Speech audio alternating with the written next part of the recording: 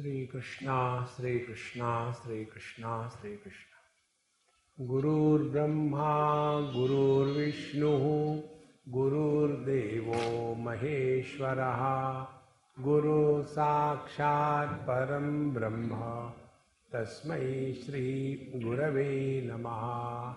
तस्मै श्री गुरवे नमः।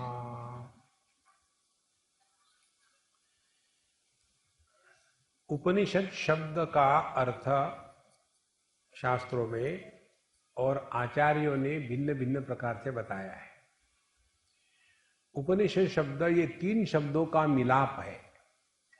जैसे उसमें उप और नी ये दो उपसर्ग है, प्रीफिक्स जिसको कहते हैं, और शद यह धातु है। अच्छा, जो हम बोलने जा रहे हैं पहले आपको क्लियर कर दें। एक बार हम जिम में जा रहे थे एक्सरसाइज करने के लिए, वेट लिफ्टिंग करने के लिए। तो एक सज्जन बोले, स्वामी जी हम भी चले आपके साथ। हमने कहा मुझे नहीं मालूम, आप डिसाइड करो। तो वो मुझे आने देंगे? हमने उनको पूछो, वो मेरा स्थान नहीं है। तो हम वहां गए तो जिम वाले ने तो हमको तुरंत अंदर एडमिशन दे दिया क्योंकि हम वहां के मेंबर थे। और जो दूसरे सज्जन थे उसको कहा कि भाई आप मत आना अंदर। बोले क्यों? हम भी पैसे देंगे। बोले पैसे का सवाल नहीं है, आपको यहाँ एडमिशन नहीं मिलेगी। फिर वो झगड़ा करने लग गया, ऐसा क्यों? उसने कहा कि देखो महाराज, आपकी टांग टूटी हुई है, आप बैसाखी पर चल रहे हो और गले में आपका पट्टा है, ऐसा आदमी जिम में नहीं जाता। फिर मैं कहाँ जाऊं? हॉस्पिटल में चले जाऊं। इसी प्रकार से उपनिषद का अध्ययन करना माने जिम में जाना। यदि किसी के जीवन में वही चक्कर हो, दूसरी की बात ही नहीं है कि मेरा बिजनेस नहीं चलता, मेरा कमर में दर्द है और मेरा सर बहुत दर्द होता है, तो आप कुछ आशीर्वाद करो, मेरा बिजनेस फेल हो गया है, उसके लिए उपनिषद का अध्ययन नहीं है। वो लोग क्या करें? वो चले जाए संतोषी माता के पास, या वो लोग चले जाए शीतला देवी के पास। एक शीतला देवी के पास साधक पहुंच गया और कहता है बड़ी उपासना करी, तपस्या करी, शीतला देवी प्रकट हो गई। और फिर कहता है कि मैया मुझे एक ऐसा घोड़ा दिला दो कि जिसके द्वारा मैं हर रेस जीत सकूं और खूब पैसा मिले। ऐसा जब कहा शीतला माता को, तो शीतला माता को गुस्सा आया, एक तमाचा लगाया। बोले क्यों मारा? बोले तू मेरी मजाक कर रहा है? बोले नहीं मैया, मैं तुम्हारे क्यों मजाक करूं? बोले मैं तुमको घोड़ा दे सकती तो मैं गधे पे क्यों बैठती? आपको पता है ना, शीतला माता का जो वाहन है वो गधा है। जब कुछ मांगना है तो इस उपनिषद के अध्ययन में ना लगे। अध्यात्म का अर्थ कुछ प्राप्ति नहीं, अध्यात्म का अर्थ कुछ मिलना नहीं है, सब कुछ खोना ही खोना है। गहरी नींद कब आती है? जब हम सब खो देते हैं, यहां तक के कि हम भी खो जाते हैं। जब तक के मैं है तब तक के नींद नहीं, जब नींद है तब मैं नहीं। तो छोटी सी नींद के लिए ये जो डिमांड है, ऐसा चाहिए वैसा चाहिए, ये होना चाहिए वो होना चाहिए, ये सब खलास हो जाता है। तो तत्व की उपलब्धि में ये पहली आवश्यकता है महात्माओं। यदि अपने मन में ये होगा कि हम जाएंगे सत्संग सुनेंगे तो हमारा काम हो जाएगा, तो गलत बात है। ये इंट्रोडक्शन होने के बाद अब हम प्रवेश करते हैं। शद धातु का अर्थ बताते हैं। शद माने इसके तीन अर्थ बताते हैं। एक गति, लक्ष्य क्या है जीवन का। दूसरा हिंसा, नाश करना। तीसरा अवसादन माने ढीला करना। तो उपनिषद शब्द का फिर अर्थ क्या हो गया? जो हमारे लक्ष्य को स्पष्ट करता है कि हमारे जीवन का लक्ष्य क्या है, गति क्या है। दूसरी बात, नष्ट करता है। क्या नाश करता है? जिसके कारण हम दुखी है उस कारण का नाश करता है। दुख का नाश नहीं करेगा, उस कारण का नाश करेगा। हमारे दुख का कारण एक ही है और वो है बेवकूफी। आदमी केवल बेवकूफी के कारण ही दुखी होता है। तो उस अज्ञान को, अविचार को नष्ट करना, यह इस उपनिषद के अध्ययन का तात्पर्य है। और तीसरी महत्व की बात, अवसादन माने ढीला करना। ये जो संसार का बंधन हमने ही अपने ऊपर लाद लिया है, उसको ढीला करना। ये तीन चीजें जिसके द्वारा होती है, उस विद्या को उपनिषद विद्या या ब्रह्म विद्या या वेदांत कहते हैं। अब उसके पहले दो उपसर्ग बनाए हैं, लगाए हैं, उप और नी। उप माने नजदीक, जैसे उपवास, भगवान के पास जाके बैठना, उपवास। और नी माने निश्चय पूर्वक, नम्रता से नीचे। तो पूरा का पूरा अर्थ क्या हो गया? उपनिषद ये ऐसी विद्या है जिसके द्वारा जीवन का लक्ष्य स्पष्ट होगा, जिस कारण से हम अपने स्वरूप से पदच्युत हो गए हैं, उस कारण का नाश होगा। और ये जो संसार हमको बांध के रखा है, इससे हमको मुक्ति मिलेगी। और ये उसी को होगा जो निश्चय से, दृढ़ता पूर्वक इस पर डटा है। तो ऐसा उपनिषद शब्देन ब्रह्म विद्या उच्यते। तो जैसे ये हम क्या कहेंगे, ये पुस्तक है, कौन सी पुस्तक है? ये उपनिषद की पुस्तक है। तो उपनिषद पुस्तक का नाम नहीं है। हम उपनिषद पढ़ा रहे हैं। उपनिषद पढ़ाया नहीं जाता, सीखा जाता है।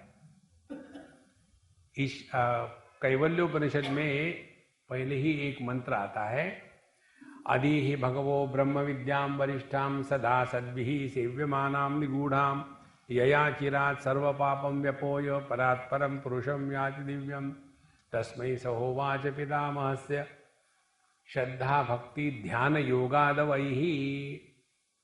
गुरु महाराज हमको ब्रह्म विद्या पढ़ा। गुरु महाराज कहते श्रद्धा भक्ति ध्यान योग से सीख लो। ये पहला सिद्धांत आज हम समझ ले।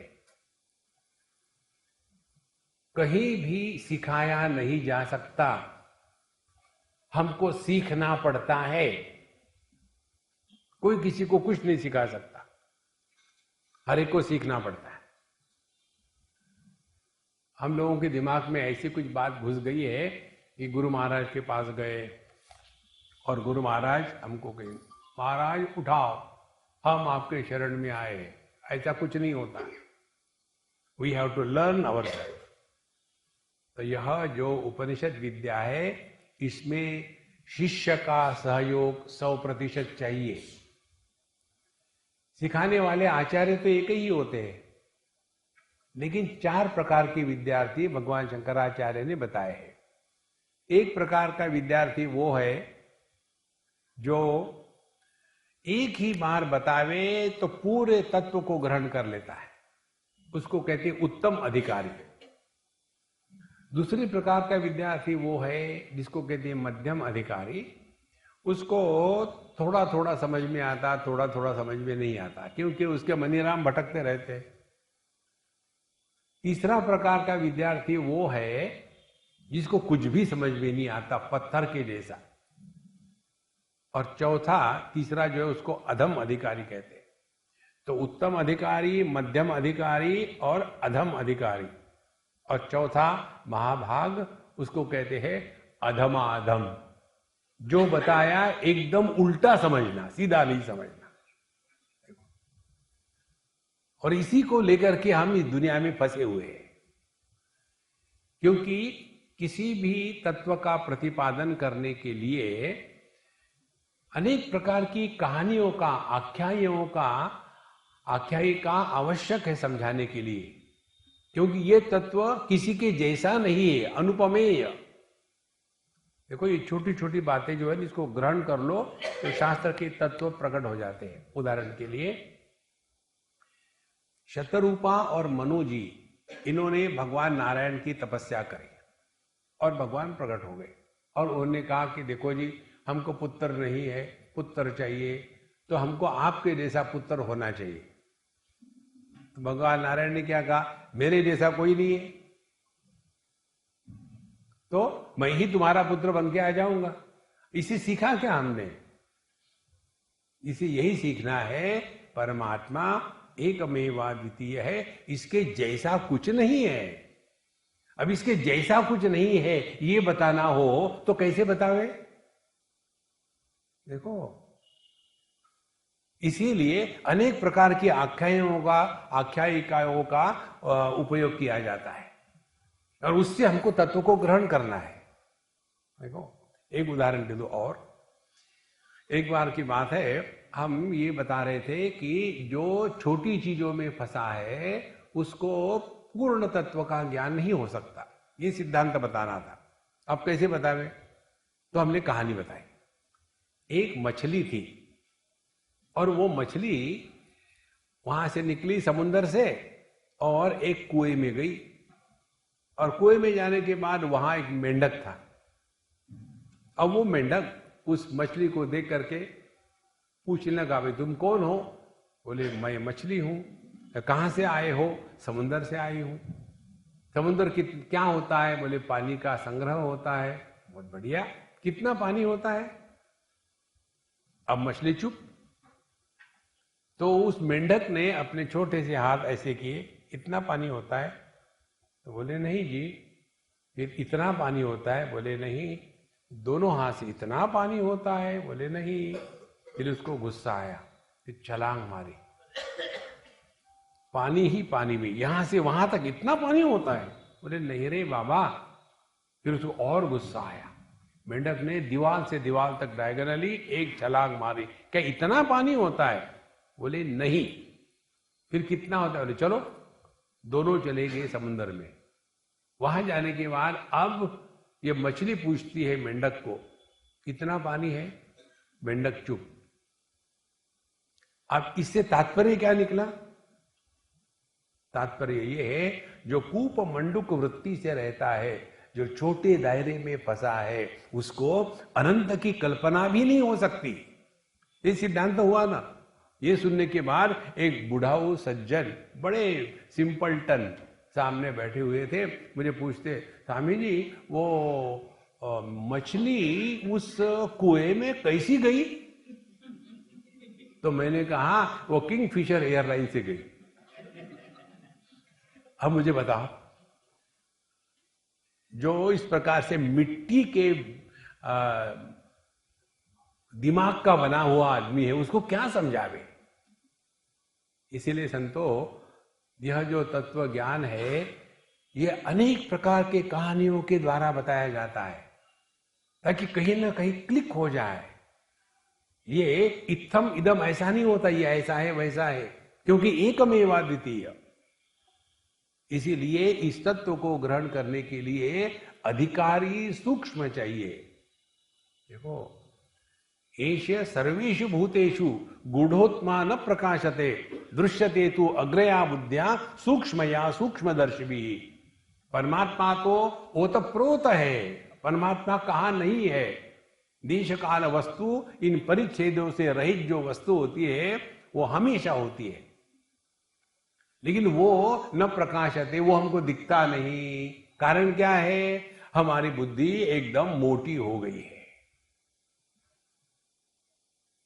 एक बार हमारे वृंदावन की बात है, एक अम्मा आई और महात्मा जी से कहती, महात्मा जी आपको तो ठीक है, आप तो स्थूल बुद्धि वाले हो, हम तो सूक्ष्म बुद्धि वाले, हमको नहीं समझ में आता। लो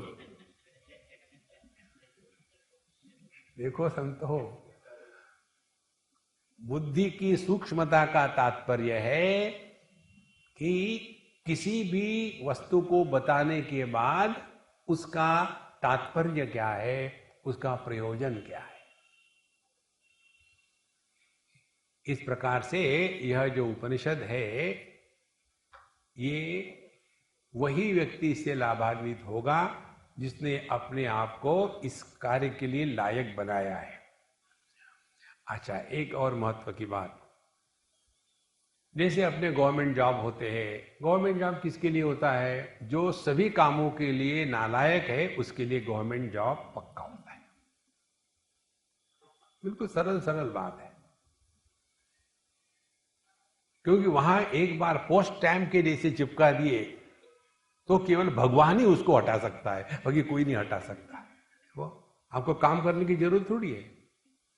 इसी प्रकार से ये समझ ले, नहीं जी हम तो रिजर्व कैटेगरी के हैं, हमको तो मिलना ही चाहिए, लेकिन भाई तुम नालायक हो। बोले यही तो हमारी लायकी है। एक बार हमको किसी ने व्हाट्सएप भेजा था, यूपी का ही है, एक कोई स्कूल का प्रिंसिपल का इंटरव्यू ले रहा था एक, उसको पूछा, हाँ जी यहाँ के स्कूल के प्रिंसिपल कौन है? मैं हूँ। क्या है आपका नाम? कुछ तो भी नाम बता दिया। तो आप क्या है यहाँ? मैं यहाँ का प्रधान अध्यापक हूँ। अच्छा, यहाँ अंग्रेजी पढ़ाते हैं? हाँ जरूर पढ़ाते हैं। आज का क्या दिन है? आज का बृहस्पतिवार है।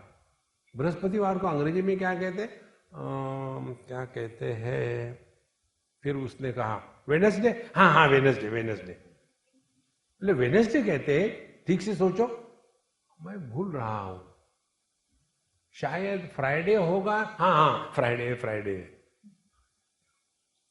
प्रधानाध्यापक अंग्रेजी यूपी में ऐसा ही होगा।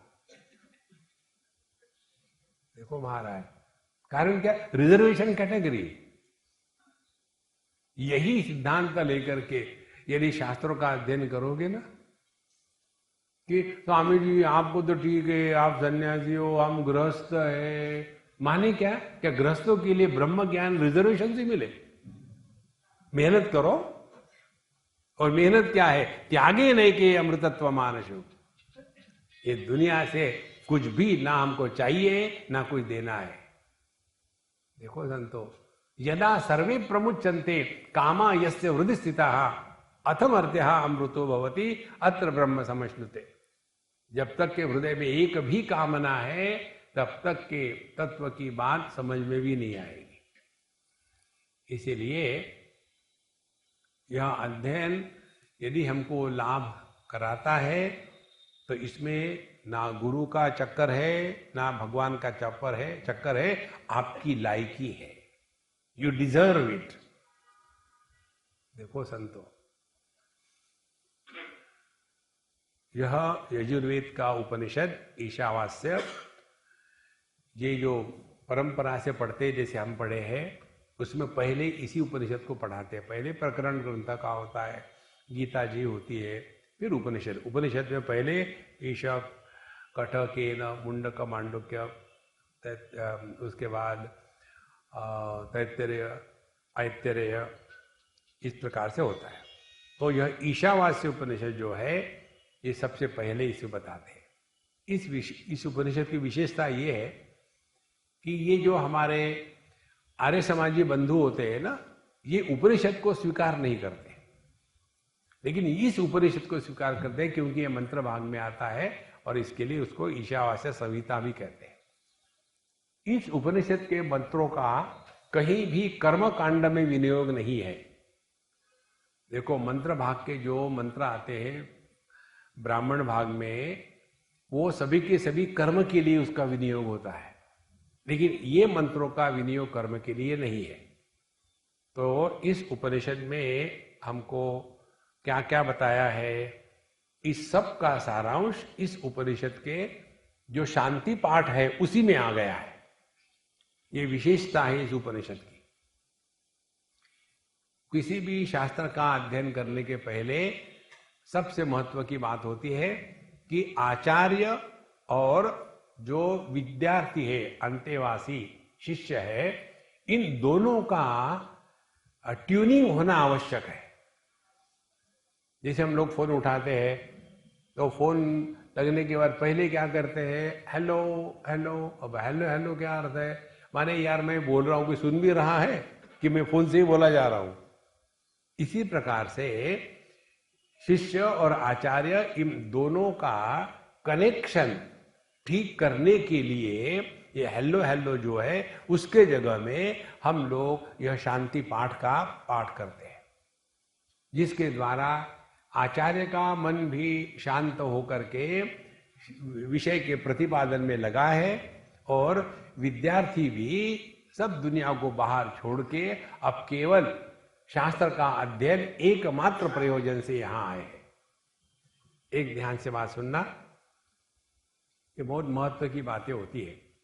एक बार हम एक मैनेजमेंट का कॉन्फ्रेंस ले रहे थे। उसमें उनको ये बताना था कि हमारे जीवन का प्रत्येक क्षण कितना महत्व का होता है। एक क्षण भी जीवन का नष्ट नहीं होना चाहिए, व्यर्थ। ये बताने के लिए हमने कहा देखो हम लोग एक गेम खेलेंगे और हमने किसी को बुलाएंगे और आपको कुछ बोलना है। तो एक सज्जन को बुलाया, सब नेकटाईधारी थे। तो जैसे आगे आप खड़े हो गए, बड़े बड़े कंपनी के बड़े बड़े सीईओ, तो हमने उनको विषय दे दिया, अच्छा आप अगले 3 मिनट में बोलिए, विषय है गधा। अब वो गधा जैसा कहा तो वो मेरे तरफ देख रहे हैं, मैं नहीं हूं, आप विषय पर बोलो। फिर वो इधर देखे उधर देखे, गधे पर क्या बोलूं मैं, गधा गधा गधा गधा होता है, उसमें क्या बोलना है। हमने कहा चलो जारी रखो, आपको 3 मिनट बोलना है। I don't think I can talk on this stupid subject. Frustrate हो गए। हमने कहा आपको जो कहना है कह दीजिए, नो ऑब्जेक्शन, लेकिन 3 मिनट आपको यहां खड़ा रहना है। 3 मिनट होने के पश्चात फिर कुछ भी नहीं बोल पाए, चले गए। दूसरा व्यक्ति, अब दूसरे को बुलाया, अब वो गधे के लिए तैयार होके आया। तो जैसा वो आ गया तो उसको हमने विषय दिया कि व्हाट इज गॉड पार्टिकल। अब गधा कहाँ, गॉड पार्टिकल कहाँ। गॉड पार्टिकल, गॉड पार्टिकल, हाँ सुना है, कहने आजकल चल रहा है उसकी चर्चा। गॉड पार्टिकल जब कर रहा है, गॉड पार्टिकल, गॉड पार्टिकल कितना बड़ा होगा पता नहीं, पार्टिकल है तो छोटे। वो भी कुछ नहीं बोल सका, चला गया। तीसरा आया, चौथा, उसको फिर हमने विषय दे दिया, सांस बहू की समस्या का विश्लेषण। अब वो और परेशान हो गया, ना तो वो सांस था ना तो बहू था, लेकिन उसकी सांस फूलने लग गई और वो भी चला गया। हमने कहा अपना एक्सपेरिमेंट पूरा हो गया, अब बताओ, आपको एक विषय पर चिंतन करने के लिए 3 मिनट दिए हैं, वो 3 मिनट भी आप ठीक से प्रयोग नहीं कर सकते हो, पूरा जीवन आपके सामने पड़ा है, क्या जीवन ठीक इस्तेमाल करोगे? देखो, ये जब सूक्ष्मता जीवन में आती है तब आप एक ही बार सुनने से तत्व का ग्रहण हो जाता है। अभी हमारी समस्या क्या है, 3 मिनट छोड़ो, 3 सेकंड हमारा दिमाग एक जगह पे नहीं रहता, इधर भटक रहा उधर भटक रहा। ये हमको यहां से जो दिखता है ना, वो आपको वहां से नहीं दिखता। समझो कई बार हम उदाहरण लेते हैं पति पत्नी के, क्योंकि आप लोगों को फिर उसमें एट होम लगता है, चलो अपनी ही बात हो रही है। समझो हमने कहा कि कई बार पति ऐसे खुचट होते हैं, पत्नी को डांटते रहते, तुरंत पत्नी देखती, देखो तो हम आगे जो बताने वाले हैं वो चला गया और ये अपने पति देव का दर्शन कर रही है, देखो तुम्हारी ही बात हो रही है। देखो संतो, मन को एकत्र करके रखना, समझना बड़ी कठिन बात होती है। इसीलिए शांति पाठ, तो इस उपनिषद का शांति पाठ है ओम पूर्णमदः पूर्णमिदं पूर्णात् पूर्णमुदच्यते पूर्णस्य पूर्णमादाय पूर्णमेवावशिष्यते। ओम शांति शांति शांति। ज्ञान दो प्रकार का होता है। एक ज्ञान वो है जो अपेक्षा रखता है अमुक अमुक करो। जैसे गायत्री का 24 लाख जप करने के बाद आप में ब्रह्म तेज प्रकट होगा। सुन लिया आपने, ज्ञान तो हो गया आपको। हो गया क्या ब्रह्म तेज प्रकट? नहीं। क्यों? कि आपने 24 लाख उसका अनुष्ठान नहीं किया। तो एक ज्ञान वो है जिस ज्ञान में अपेक्षा है अनुष्ठान की। देखो, दूसरा, एक मोटी अम्मा चली गई डॉक्टर के पास और डॉक्टर को कहा, डॉक्टर साहब मुझे वजन कम करना है, मुझे डाइट लिख के दो। डॉक्टर ने लिख के दे दिया और फिर कहा 2 महीने के बाद आ जाओ, दिखा देना। 2 महीने के बाद डबल होके आई। डॉक्टर ने पूछा क्या किया तुमने? बोले डॉक्टर साहब आपने जो बताया वही किया। बोले क्या, बताओ तो सही क्या किया? बोले आपने जो डाइट शेड्यूल दिया था वो डाइट शेड्यूल में हम हमेशा का जो खाना खाती थी वो खाने के बाद फिर खाती थी।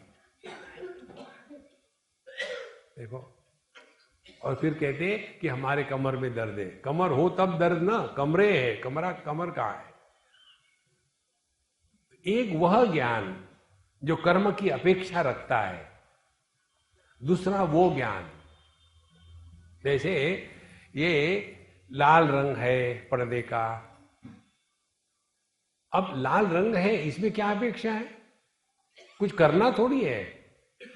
उपनिषद ज्ञान वह है जिसमें कुछ करने की अपेक्षा नहीं है।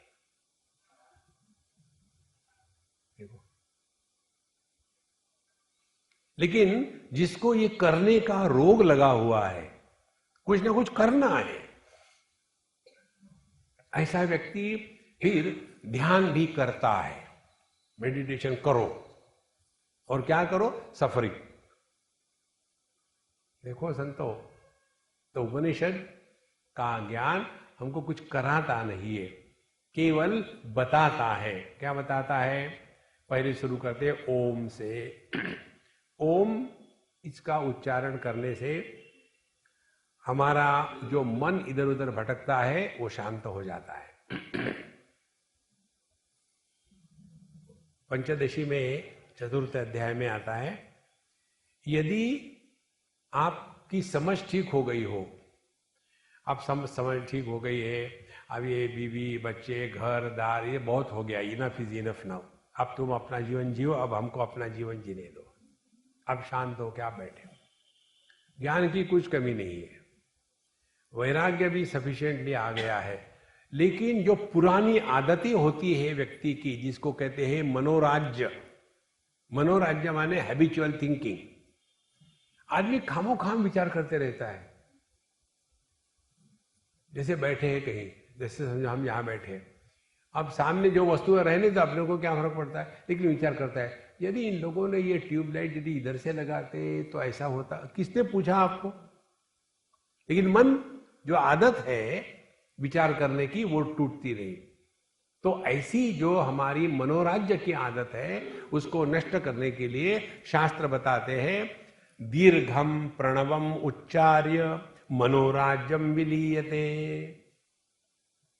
यदि आपके मन में काफी विक्षेप आ रहे हो तो भगवान के सामने बैठ जाओ और दीर्घ लंबा ओंकार का उच्चारण करो 2-3 बार,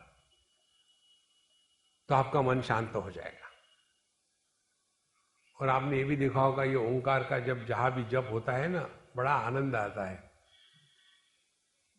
ओंकार का ओम का जो ओ है उसको लंबा करते हैं, उसको नहीं लंबा करना है। आप देखो जाकर के जहां ये ओम का चक्कर चलता है, ओ जैसे रात के कुत्ते भौंकते हैं ना, ओ अरे राम राम राम, वैसा नहीं। मकार का उच्चारण दीर्घ होवे। ओम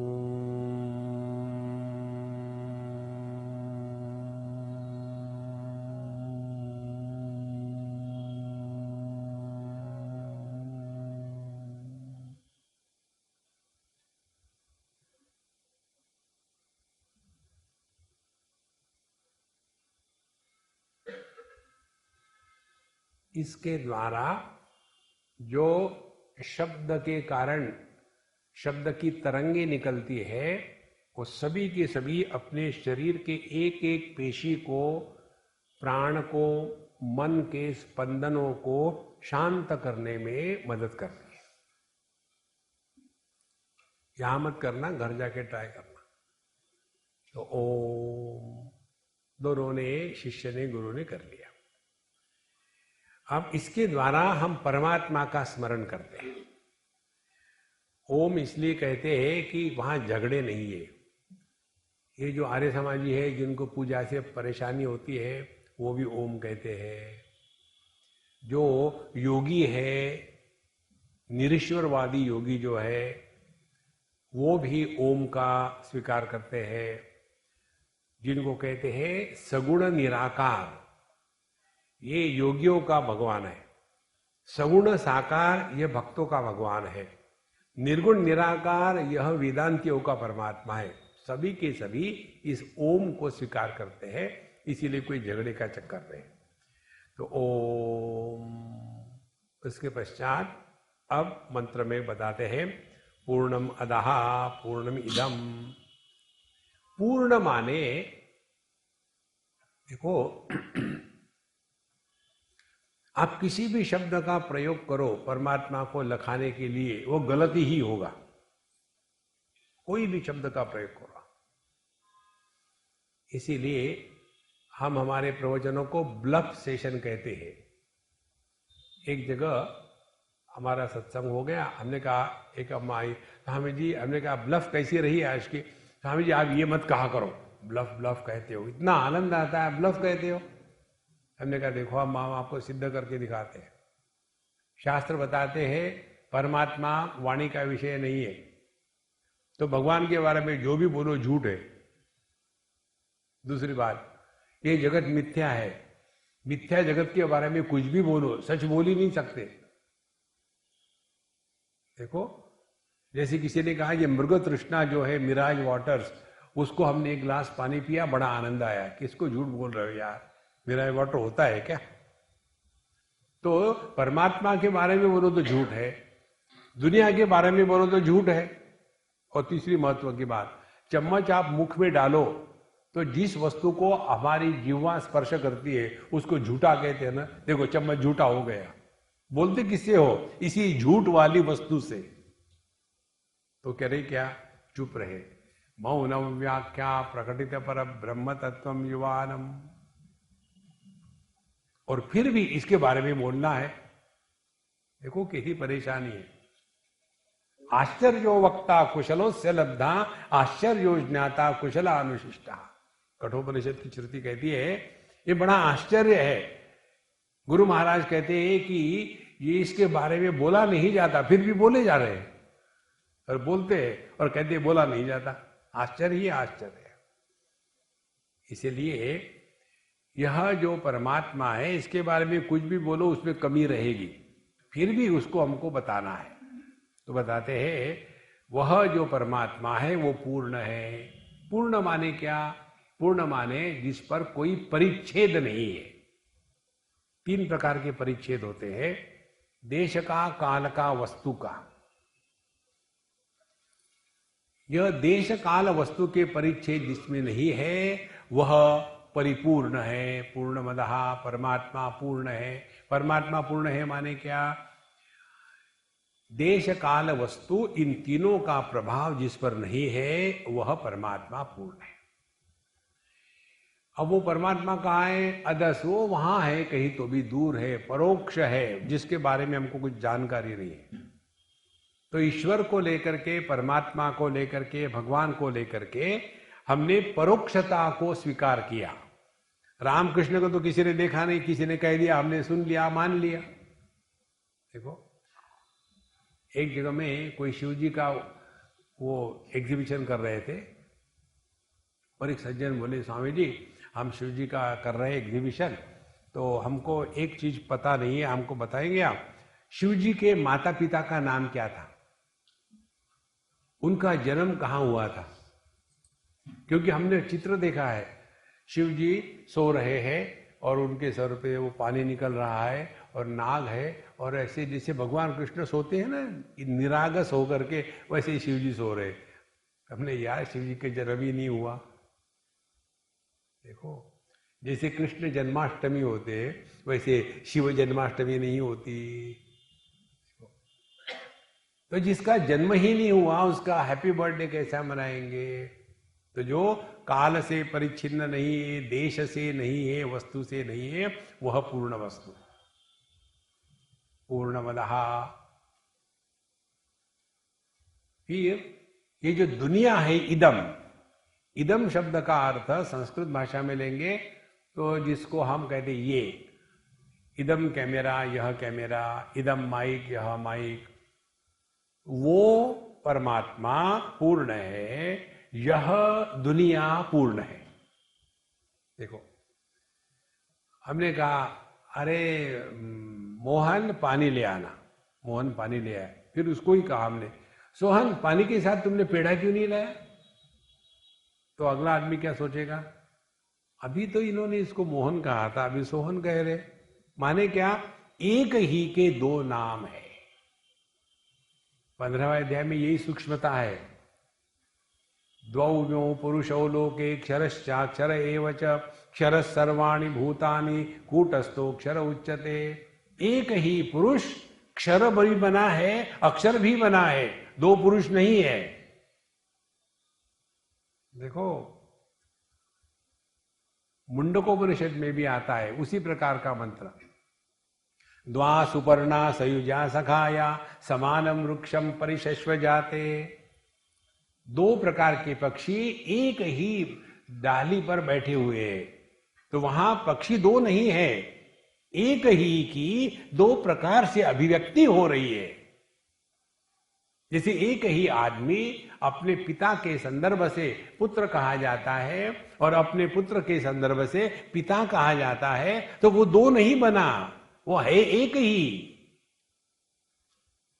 लेकिन जब हमारा ध्यान उपाधियों में फंसा है तब हम तत्व को भूल जाते हैं। देखो संतो, तो पूर्णमदः पूर्णमिदम्, जब परमात्मा पर परोक्षता की उपाधि चढ़ाई जाती है तब उसको भगवान ईश्वर करके दूर ढकेल देते हैं। जब परमात्मा पर प्रत्यक्षता की उपाधि डाली जाती है, जिसको जिसको हम अपने इंद्रिय मन बुद्धि से ग्रहण करते हैं, उसको इदम, अपने से अन्य के रूप में ग्रहण करना, उसको इदम कहते हैं। माने जो परोक्ष है वह पूर्ण है, यह जो प्रत्यक्ष है यह पूर्ण है। कारण क्या है, पूर्णात् पूर्णमुदच्यते। देखो सुवर्ण से यदि कोई आभूषण बने हो तो वो सुवर्ण ही रहेंगे और कुछ नहीं होगा उसमें, minus the grace of the jeweller. वो अपना हिस्सा उसमें से निकाल ही लेगा। इसीलिए पूर्णमदः पूर्णमिदम्, क्योंकि पूर्णात् पूर्णमुदच्यते। अब जिसने इस पूर्ण तत्व को आत्मरूप से पहचान लिया है, ध्यान से सुनना, वह पूर्ण बनता नहीं। ब्रह्मविद ब्रह्मैव भवति, ब्रह्म को जानने वाला ब्रह्म होता है, वो ब्रह्म बनता नहीं। ध्यान से सुनना, आदमी शादी के बाद पति बनता है तो ये पति बनावटी है, वास्तविक नहीं है। लड़की शादी के बाद पत्नी बनती है, वो बनावटी है, सत्य नहीं है। देखो, और समझो सेपरेट हो गए, तो सेपरेट होने के बाद यह जो पति है ये कभी भी आदमी नहीं बनेगा, ये जो पत्नी है वो कभी भी स्त्री नहीं बनेगी। कारण क्या, वो ऑलरेडी आदमी है, उसको बनना नहीं है। वो पत्नी ऑलरेडी स्त्री है, उसको बनना नहीं है। देखो, पूर्णस्य पूर्णमादाय पूर्णमेवावशिष्यते। जहां हमने परोक्षता की उपाधि, परिच्छिन्नता की उपाधि और प्रत्यक्षता की उपाधि इन तीन उपाधियों का त्याग कर दिया तो जो निरुपाधिक तत्व है वही अपना स्वरूप है। अब इसको पढ़ करके छोड़ नहीं देना, अपने में लगाओ, तब आध्यात्मिक साधना शुरू हो जाती है। देखो, तीन बातें होती है। एक होता है धर्मशास्त्र और उसके जोड़ में योग शास्त्र। दूसरा होता है उपासना शास्त्र और उसके जोड़ में कुंडलिनी शास्त्र। तीसरा होता है अध्यात्म शास्त्र। उपनिषद अध्यात्म की बात करता है। यदि हम इस जगत को सत्य मानेंगे तो उसमें हम धर्म में फंसे रहेंगे। सत्यम वद धर्मम चर स्वाध्यायान मा प्रमदः भूतेन प्रमदितव्यम धर्मान न प्रमदितव्यम। ऐसा करो, वैसा करो, ये मत करो, वो मत करो, विधि निषेध, ये धर्मशास्त्र है। फिर योग शास्त्र, ऐसा करो तो लंबी उम्र होगी, लंबी उम्र होगी तो लोगों को ज्यादा परेशान कर पाओगे। तो यह जगत को सत्य माना धर्मशास्त्र, शरीर को सत्य माना योग शास्त्र। आप देखेंगे ये योगियों का यही चक्कर चलता है। उनका एक ही दिखाते हैं प्रलोभन। देखो, योगा करोगे ना तो उम्र लंबी होगी। लंबी उम्र होके करोगे क्या? आज पूरे जगत की यही समस्या है। हमारे जैसे बुढ़ाऊ मरने से इनकार कर रहे हैं, मरते ही नहीं। देखो, कोई जरूरत है जिंदा रहने की, क्या करें, मरते ही नहीं। पूरे जो डेमोग्राफी चेंज हो गई है ना, इसका कारण ये नहीं है कि बच्चे बहुत पैदा हो रहे इसलिए पॉपुलेशन बढ़ रही है। पॉपुलेशन इसलिए नहीं बढ़ रही कि हमारे जैसे बुढ़ाऊ मरने से इनकार करते हैं, इसीलिए भीड़ इकट्ठी हो गई है। पहले के जमाने में लोग समझदार थे। नारायण। तो एक ही आदमी तीन उपाधियों के कारण तीन प्रकार से संबोधित किया जाता है, लेकिन तीन नहीं होता। इसी प्रकार से एक ही परमात्मा, नाम रूप की उपाधि चढ़ा दी तो उसको जगत कहा। उसी परमात्मा को पंचकोशों की उपाधि चढ़ा दी, उसको जीव कहा। उसी परमात्मा को माया की उपाधि चढ़ा दी, उसको ईश्वर कहा। देखो,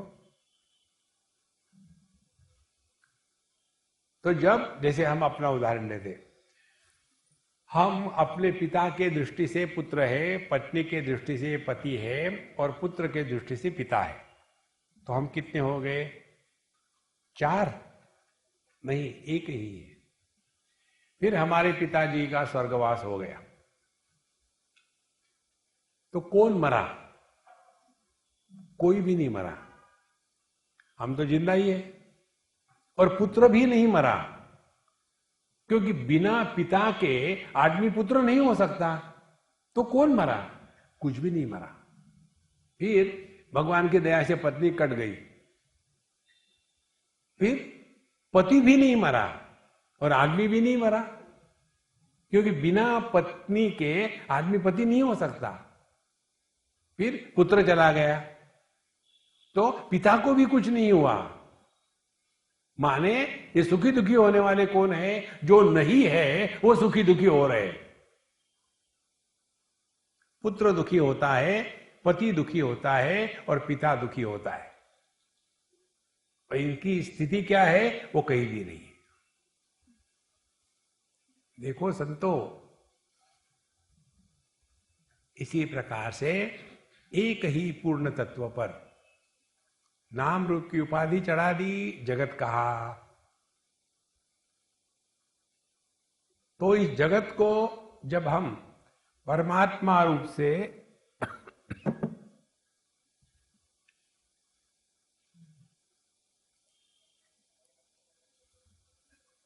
स्वीकार करेंगे तो जगत सत्य है।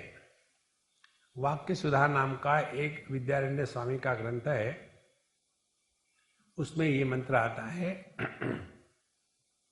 अस्ति भाति प्रिय नाम रूप इति पंचमशकम आद्यत्रयम ब्रह्म रूपम जगत रूपम तथोद्वयम। ये जगत का वर्णन करना है तो सच्चिदानंद, अस्ति भाति प्रिय और नाम रूप, ये 5 को मिलाकर के दुनिया होती है। इसमें से नाम रूप जो है वो जगत है और अस्ति भाति प्रिय परमात्मा है। जैसे आभूषण ले लो, उसमें एक तो सुवर्ण होता है, दूसरा नाम और तीसरा रूप। इसमें से नाम रूप जो है वो आभूषण है और सुवर्ण जो है वो सत्य है। इसी प्रकार से इस जगत के दर्शन में जब नाम रूप का प्राधान्य आ जाता है तब हम मिथ्या जगत में भटक रहे हैं, और इसी जगत को देख करके परमात्मा का अनुभव होता है तो हम सत्य जगत में रह रहे हैं। चक्कर क्या है? फोकल लेंथ का।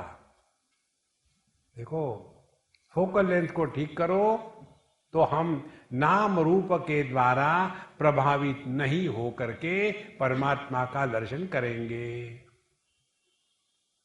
देखो महाराज, पूरा संसार यही है, नाम रूप का ही महात्म्य है। ध्यान से सुनना।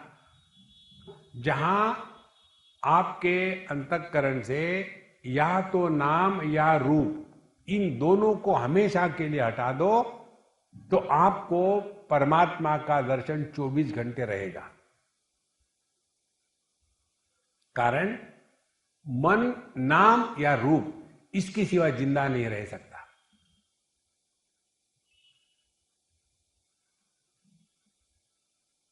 क्षण भर के लिए नाम माने शब्द, शब्द के अभाव का श्रवण करो।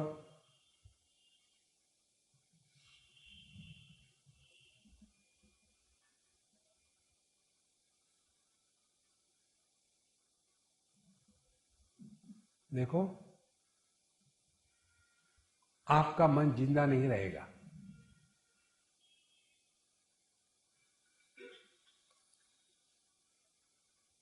जो सबके अभाव को भी भाव सत्ता देता है वह भाव अभाव के परे है। पूर्णमदः पूर्णमिदम्। उसी प्रकार से जब हमने अपने इन पंचकोशों के महात्म्य को त्याग दिया और उसके बाद हम देहात्म भाव से नहीं, जीवात्म भाव से नहीं, बल्कि अपनी सहजावस्था में रहते हैं, तब हम साक्षात ब्रह्म स्वरूप है। तो जगत में परमात्मा का दर्शन करना माने पूर्ण का दर्शन करना, पूर्णमेवावशिष्यते, नाम रूप के महात्म्य को मिटा ले। अपने को परमात्मा के रूप में पहचान करना माने ये जो 2 बड़ी गलतियां हम जिंदगी भर ढोते हैं, पहली गलती देहात्म भाव से जीना और दूसरी गलती जीवात्म भाव से जीना। देहात्म भाव के कारण ही जागृत अवस्था सत्य प्रतीत होती है, जीवात्म भाव के कारण ही पुनरपि जननम पुनरपि मरणम, इस गप को हम सत्य मानने लग जाते हैं। ना कभी किसी का जन्म हुआ, ना कभी कोई मरा है। देखो संतो, जब तक कि ये 2 बातों का निर्णय नहीं होगा तब तक कि हमने अध्यात्म में प्रवेश नहीं किया है। अध्यात्म का अर्थ है इन 2 से मुक्त हो जाना, देहात्म भाव और जीवात्म भाव। तब जाकर के हमने इस मंत्र को ठीक से अपने में उतारा है। और तीसरी महत्व की बात, जगत चला गया, जीव चला गया, अब ईश्वर को हटा देना है। कैसे ईश्वर को हटा दे?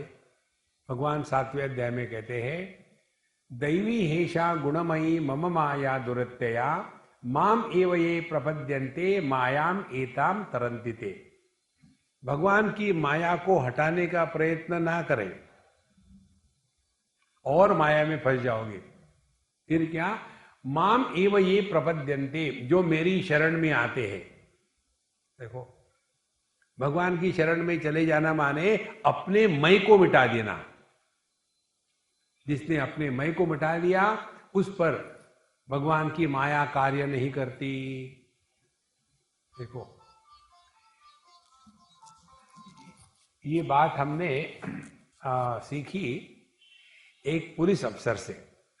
इसीलिए हमको लोग जब पूछते हैं महाराज जी आपके गुरु कौन है, हम उन्हीं को पहले प्रणाम करते, महाराज आप ही हमारे गुरु हो, क्यों मजाक कर रहे हो। गुरु कोई व्यक्ति नहीं होता, जिससे भी आप सीख लो वो आपका गुरु है। तो एक पुलिस अफसर हमारा गुरु बना। कैसे? दिल्ली की बात है, एक अम्मा हमको ड्राइव कर रही थी, लाल बत्ती थी, बेचारी रुक गई। हमने कहा क्यों रुकती हो, दिल्ली की हो, पंजाबी हो और रुक रही हो, चलो निकल जाते हैं। तो बेचारी निकल गई। पुलिस खड़ा था वहां, पुलिस ने रोका। तो मैंने कहा कि ए महात्मा जी, मैंने ही कहा था अम्मा को जल्दी चलाने के लिए, तो जितना फाइन है मेरे से ले लो, अम्मा से मत लेना। उसने मुझे कहा बाबा जी आपको पता है कुछ? मैंने कहा ट्रैफिक के रूल्स गाड़ी चलाने वाले पर लागू होते हैं, गाड़ी में बैठने वाले पर नहीं। हमने कहा गुरु महाराज धन्य है आपने मुझे बहुत बड़ा उपदेश किया। जब तक मैं है तभी तक संसार है। भगवान के भक्त जो होते हैं उन पर कर्म का सिद्धांत लागू नहीं होता। उनके लिए प्रारब्ध कर्म, संचित कर्म, आगामी कर्म, पाप, पुण्य, स्वर्ग, नरक, ये कोई भी लागू नहीं होता। कारण क्या है? उनके लिए हर चीज का एक ही जवाब, हरी इच्छा। आप टाइम पे पहुंच जाओगे क्या? हरी इच्छा। यानी पहुंचे तो ठीक है, नहीं पहुंचे तो ठीक है। और यदि मुझे जाना है, मैं ये करूंगा, मैं वो करूंगा, तो परेशान होते रहो। देखो महाराज, यदि आपको इस संसार के चक्कर से हटना है ना, तो ये जो थारी राय सो मारी राय का प्रॉब्लम अपने जीवन में ले आओ। देखो हर चीज को हरी इच्छा में ठोक दो, होगा तो होगा, नहीं तो नहीं होगा, क्या फर्क पड़ने वाला है। इतने बार इतने सत्संग सुना, कुछ फर्क पड़ा नहीं, तो क्या फर्क पड़ने वाला है। फिर काहे को जाओ, टाइम पास हो जाता है। Relax relax relax. इस प्रकार से जगत में परमात्मा का दर्शन करना, नाम रूप के परे चले गए। अपने में परमात्मा को पहचानना, जीवात्मा भाव देहात्म भाव से उपरत हो गए। और ईश्वर में परमात्मा का दर्शन करना माने हमने अपने आप को भगवान के चरणों में समर्पित कर दिया। जब ये तीन बातें हो जाती है तो उसका प्रभाव क्या होगा? अब अगले दो तीन चीजें महत्व की, उसका प्रभाव होगा ओम शांति शांति शांति। तीन शांतियां है। पहली शांति अपने स्थूल देह को लेकर के है। भगवान शंकराचार्य के भाष्य में कहते हैं तीन प्रकार की जो ताप है, आदि भौतिक, आदि दैविक और आध्यात्मिक ताप। अब इसको हम आपको सिंपल शब्दों में बताते हैं। आदि भौतिक माने क्या? अपने स्थूल देह को लेकर के। स्थूल देह की क्या समस्या है? स्थूल देह की समस्या ये है, हमको जब हम चाहते हैं तब ये स्थूल देह उपलब्ध नहीं होता। देखो सुबह में उठना है जरा जल्दी, नहीं थोड़ी देर और, कितना बजे देखते हैं बजाय 4:28। ये कोई राउंड टाइम है क्या? ठीक है 4:30 बजे उठेंगे, 2 मिनट क्यों वेस्ट करना है, फिर सो गए। देखो हमारा देह हमारी मानता थोड़ी है। ध्यान के लिए बैठेंगे, सत्संग के लिए बैठेंगे, 1 घंटे में 60 आसन। एक बार ऐसा, दूसरी बार ऐसा, तीसरी बार ऐसा। अभी आप लोग यहाँ कंफर्टेबल बैठे हो चेयर में, जहाँ लोग नीचे बैठते हैं और बैठने का समझो किसी को तकलीफ हो तो सामने का आदमी ऐसा करता है तो उसकी पीछे की पूरी लाइन भी ऐसी ऐसी हो जाती है। 2 मिनट शांत नहीं बैठ पाएंगे। फिर एक टांग यहां रख दी, दूसरी टांग वहां रख दी, दोनों अड़ गई, फिर खोलना मुश्किल। ये तो हमारे देह की स्थिति है। तो पहली शांति माने हमारा देह हम जब चाहे तब उपलब्ध होवे, यही देह का स्वास्थ्य है। स्वास्थ्य का तात्पर्य नहीं कि आप बहुत बड़ा भारी वजन उठाओ और फिर कमर में लचक आ गई, वो नहीं।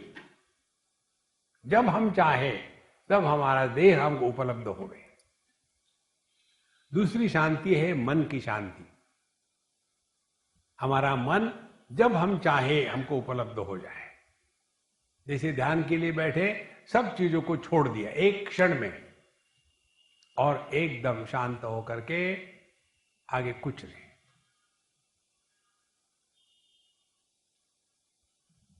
ये दूसरी शांति। तीसरी शांति है हमारी आदतों से। हम सभी के सभी अपने आदत के मारे हैं, जिसको कहते हैं हमारा स्वभाव। एक होता है स्वरूप, दूसरा होता है स्वभाव। हमारा स्वरूप हम बदल नहीं सकते, जो सच्चिदानंद है। स्वभाव क्या है? जो हमने बनाया है। देखो, हर एक व्यक्ति को कोई ना कोई स्वभाव होता है। किसी को बीड़ी पीने का है, किसी को तंबाकू खाने का है। एक हमको व्हाट्सएप आया था, उसमें एक छोटा सा क्लिप था। एक पेशेंट ऑपरेशन टेबल पर पड़ा हुआ है और उसको एनेस्थेसिया दे दिया, सब कुछ दे दिया है और उसको बांध बूंद के रखा है और डॉक्टर उसके पेट को फाड़ करके कुछ कर रहे हैं, ये चल रहा है। उसने में उस आदमी का हाथ जो था और उंगली आकर के ऐसे ऐसे कर रही, माने उसका ऑपरेशन चल रहा है, हाथ में तंबाकू भी नहीं है, चूना भी नहीं है, लेकिन उंगली चल रही है ऐसी और ऑपरेशन चल रहा है। हाँ, तुम करो, मैं अब तंबाकू खाता हूं। ये जो स्वभाव है, इस स्वभाव से अपने आप को मुक्त करना है।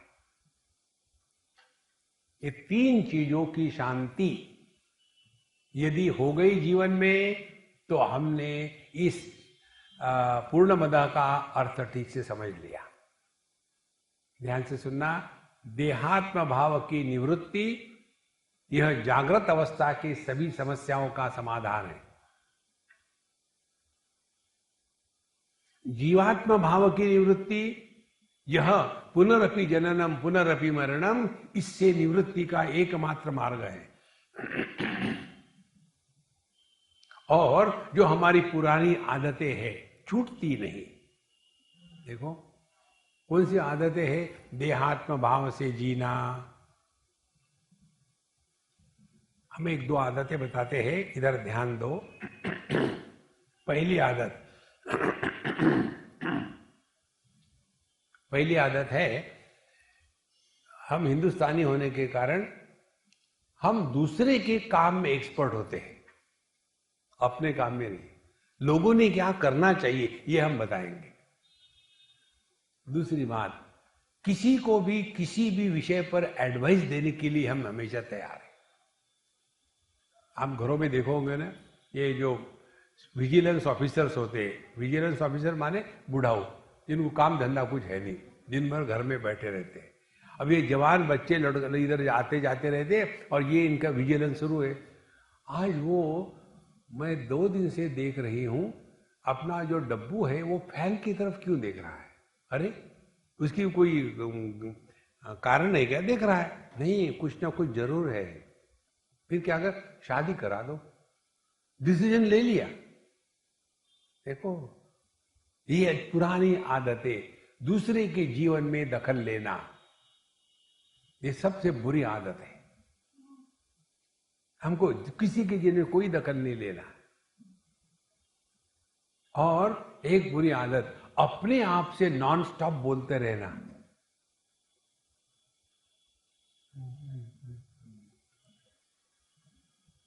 आप देखो, पब्लिक में कोई आदमी अकेला बैठा हो, एयरपोर्ट पर या रेलवे स्टेशन पर या बस में, चुप थोड़ी बैठेगा, अपने आप से बोलता रहेगा। इन पुरानी आदतों से अपने आप को बचाना, ये तीसरी शांति है, आध्यात्मिक शांति। इस प्रकार से ओम पूर्णमदः पूर्णमिदं पूर्णात् पूर्णमुदच्यते, यह मंत्र हमको अपने बारे में जो कुछ बताना था वो सब बता दिया है। अब इसी मंत्र का, शांति पाठ का जो विस्तार है, यह 18 मंत्रों वाला यह ईशावास्य उपनिषद है। अंग्रेजों में ये जो गाने होते हैं उसके नंबर होते हैं, कहते हैं कि वो नंबर 420 लगाओ, बड़ा अच्छा है। अपने यहां वैसा नहीं कहते भाई। वो आरती करना ओम जय जगदीश हरे वाली, माने जो पहले शब्द होते हैं उसी से उसका नामकरण होता है। वैसे भी उपनिषद का भी है।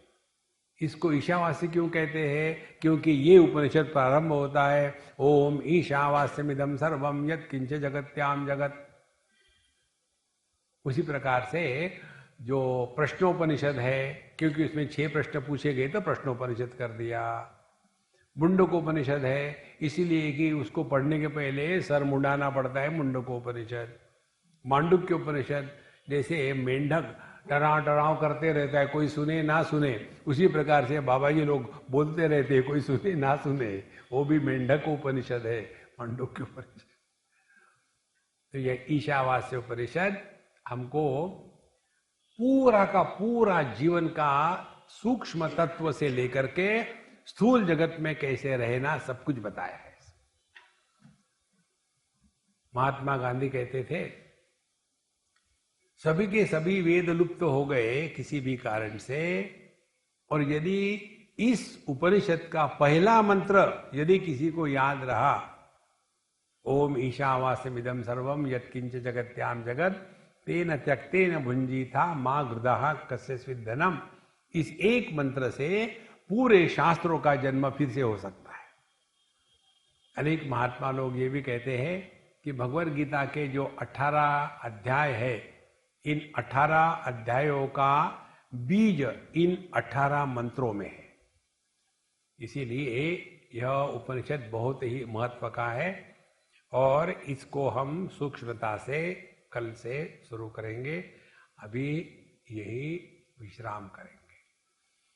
ओम पूर्णमदः पूर्णमिदं पूर्णात् पूर्णमुदच्यते पूर्णस्य पूर्णमादाय पूर्णमेवावशिष्यते।